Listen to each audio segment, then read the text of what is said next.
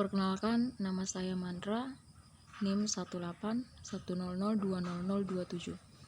Di video kali ini saya akan membahas mata kuliah akuntansi keuangan lanjutan 1, yaitu tentang konsolidasi dengan saham preferen anak perusahaan yang beredar.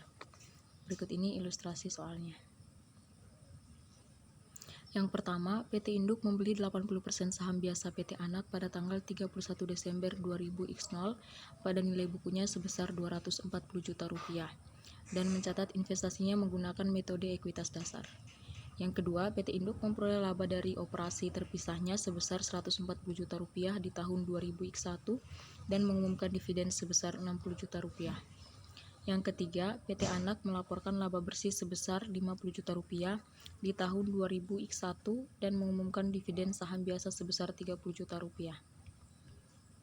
Asumsikan juga pada tanggal 1 Januari 2001, PT Anak menerbitkan 12% saham preferen dengan nilai nominal sebesar Rp100 juta dijual pada nilai nominalnya, dan PT Induk tidak membeli saham tersebut. Dividen preferen dibayar di tahun 2001. Baik, langsung saja pada slide pembahasan soalnya. Dari total laba bersih sebesar Rp50 juta yang dilaporkan oleh PT Anak untuk tahun 2001 sebesar Rp12 juta dialokasikan ke pemegang saham preferen sebagai dividen periode sekarang. Jadi PT Induk mencatat bagiannya atau jumlah sisanya yang dihitung sebagai berikut. Itu yang pertama, laba bersih PT Anak tahun 2001 sebesar Rp50 juta dikurangi dengan dividen preferen sebesar Rp12 juta. Rp12 juta ini merupakan hasil dari 100 juta dikalikan dengan 0,12 atau 12% yang merupakan nominal dari saham preferen. Jadi hasil kurangnya adalah sebesar Rp38 juta. Rp38 juta ini merupakan laba PT Anak yang menjadi hak pemegang saham biasa.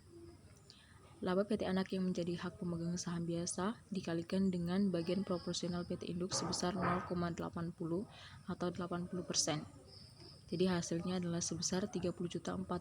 Rp30.400 ini merupakan pendapatan PT Induk dari PT Anak. Selanjutnya, mencari pendapatan kepemilikan minoritas. Laba yang dialokasikan ke kepemilikan minoritas untuk tahun 2001 adalah total dividen preferen PT Anak dan bagian 20% pemegang saham biasa minoritas PT Anak sebesar Rp38.600.000 dari sisa laba setelah dikurangi dividen preferen. Jadi untuk mengetahui pendapatan kepemilikan minoritasnya adalah dividen preferen PT Anak sebesar Rp12 juta ditambahkan dengan laba yang dialokasikan ke pemegang biasa minoritas PT Anak sebesar Rp7.600.000. Sorry, di sini typo, sebenarnya Rp7.600.000 bukan 7 juta. Jadi hasilnya adalah sebesar Rp19.600.000. Nah, Rp19.600.000 ini merupakan pendapatan kepemilikan minoritasnya. Jadi selanjutnya adalah masuk pada pembahasan mengenai jurnal umum. Jurnal yang pertama itu mencatat eliminasi pendapatan dari anak perusahaan, yaitu pendapatan dari anak perusahaan dicatat pada sisi debit sebesar Rp30.400.000 dan pada sisi kredit dicatat dividen diumumkan saham biasa sebesar Rp24 juta dan investasi saham biasa pada PT Anak sebesar Rp6 juta. Jurnal yang kedua untuk mencatat alokasi laba ke kepemilikan minoritas. Jadi pendapatan untuk kepemilikan minoritas dicatat pada sisi debit sebesar Rp19.600.000.